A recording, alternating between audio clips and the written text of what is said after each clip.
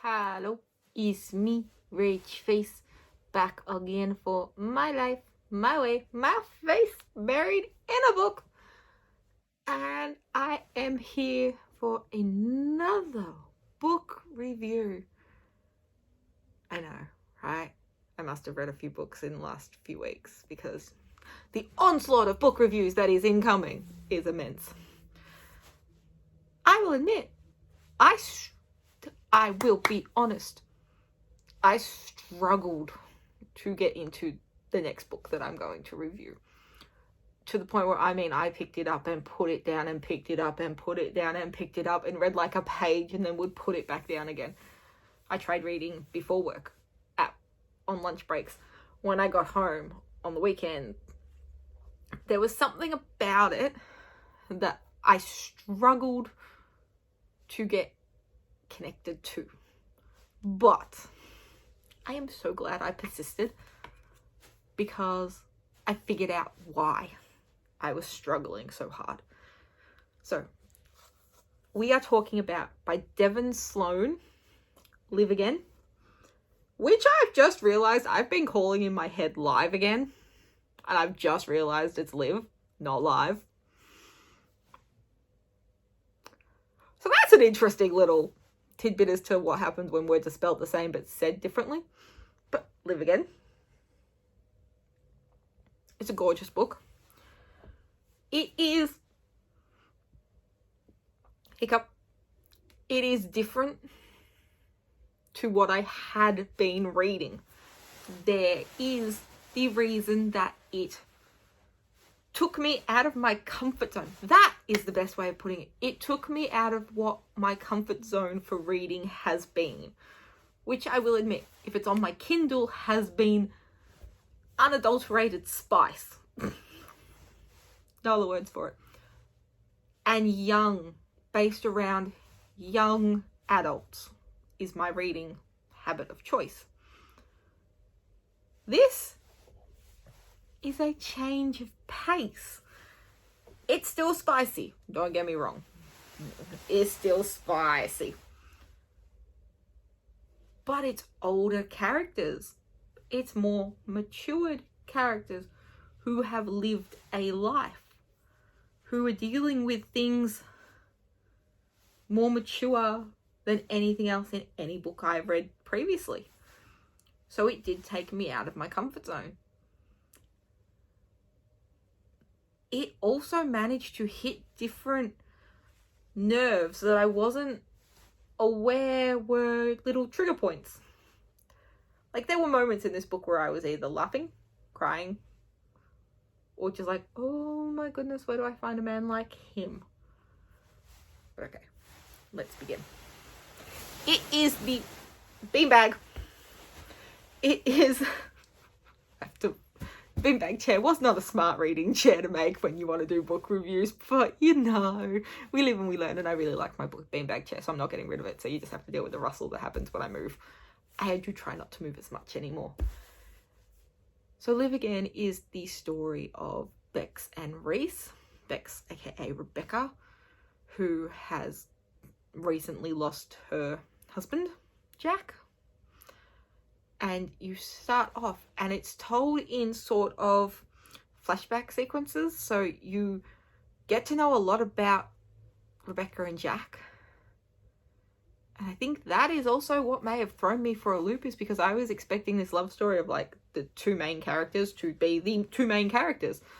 I wasn't expecting there to be sort of a love triangle between a past character and how much he affects the new relationship that Bex is going into. Does that make sense? Like, in aspects of it, it was a love triangle romance, because how do you move on when you've lost the love of your life? That's kind of what this book deals with, is how do you deal with feelings of being disloyal to the person that you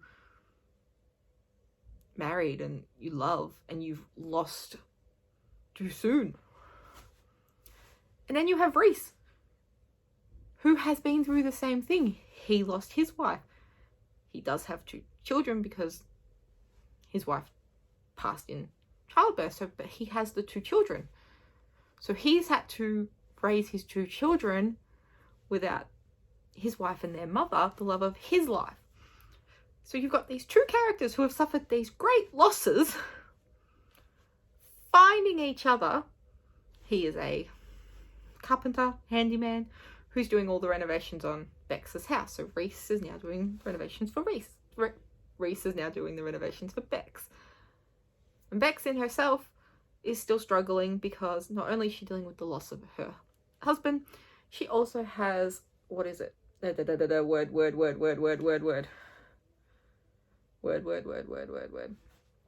Fibromyalgia. So she is dealing with that as well as everything else. So how do these 2 characters manage to open themselves up to each other and welcome love back in? Seems to be a lot Rhys knew. It was like, ding, ding, ding, ding, ding, ding, ding. I'm going to pursue this woman. I would love to have that much certainty that yes, this was worth it, and yes, I'm going to pursue this relationship further. And it was so interesting as to how he never pushed her. He never overstepped a boundary. He let her go at her pace. And yes, did it get complicated towards the end. And yes, I was like, oh my god, it's so good when halfway through I was like, oh, or 3/4 of the way through I'm like, oh yay, this is going to be so lovely. And then I looked down and I'm like, there's still a lot of pages to go. This is taking a turn. And it took a turn. And it broke my heart because I was like, this main character, Bex, just sort of got stuck in her own head, I think, and then had to work it through herself. And I love that she had to work it through herself. She didn't want to be rescued. She didn't need to be rescued. She needed to work it through on her own. And that was so powerful to watch her work it through herself and to finally realize what she wanted and what her deceased husband would have wanted for her, and how she now moves forward and sort of gets back a little of what she's now prematurely lost again. And I really like that. I also really liked the extended characters in this universe, like Mara and Zale and Olivia and Willa and Barrett and Amelia and Cole. Like, okay, I read this book like 3 weeks ago and I'm still remembering characters' names, so you know it was really good. So much so to the fact that I'm really excited to read Mara's book and then Willa's book when they come out. Yay. But I love that even her background characters or side characters, they weren't side characters, they weren't background characters, they were in the thick of it. And you could understand where these characters were coming from. Because at the end of the day, they had their friends' best interests at heart. And they could see what was happening. And they also knew enough not to sort of jump in and interfere. They sort of asked the right questions, pushed the right buttons, but let it develop on its own naturally between the 2 main characters. They were there as a support system. They were there to offer insight and advice when asked and when required. They were there to kick them up the butts when they needed that, because, you know, every now and again you need that person in your life that is going to say, oh my god, you are being a drop kick, and just boot you. Because sometimes that little bit of brutal honesty is the only thing that's going to get you out of your own headspace. So I really enjoyed that. So I think with Live Again, if you go into it expecting just another sort of spicy romance, you may end up like I did, having a little bit of like hit the wall moments where you're like, I am not understanding why I'm not getting into this and why I'm not reading it as quickly as I would normally read it. But persistence is key. I found that it was one of those ones where I was like, oh, this is going to be a book I don't finish. No, because there was something about it that pulled me in just enough to be like, you need to read it when you're in the right headspace. It's not a book that you can read just willy-nilly. You actually have to put yourself in the right headspace, and you have to be prepared, because it will touch aspects of your heart and your soul that you weren't expecting it to. But it is so worth it. The world is amazing. The characters are so gorgeous. And like, I can't get enough of it. Like, I absolutely loved it, even though I called it the wrong title in my head the whole time I was reading it, which is now really bugging me. But I highly suggest Live Again by Devin Sloane. Like, just look at that. And yes, this was another arc, which opened up a whole nother realm of like issues, like, because it was arcs are to be read on a deadline. Struggled to read it on a deadline because I just kept hitting a wall.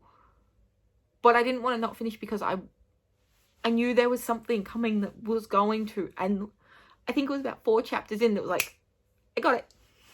This is great. I love it. But I'm not going to lie, I struggled to begin with until I found that spark that connected me to the book. And now that I'm connected to the book, I can't wait to read the next ones in the series. But yeah, highly recommend Live Again. Read it for yourself.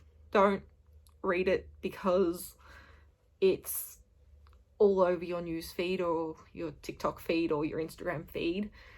Read it when you're ready to read it. Don't let anyone sort of pressure you into reading it. This is one of those sort of books where you do have to read it in your own time, and you have to give yourself space to read it, because it's going to bring things up. But that's the best part of reading, is we read to feel things, and you'll feel things with this book. But yeah, give it a read. Let me know what you think, and I will see you next time. All right, bye.